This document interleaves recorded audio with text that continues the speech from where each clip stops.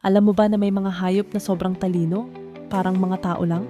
Isipin mo, ang mga dolphin, may sarili silang pangalan. Gumagamit sila ng kakaibang whistle para tawagin ang isa't isa. Parang, "Hoy Flipper, kamusta?" Ang astig, di ba? At teka, may mas wild pa.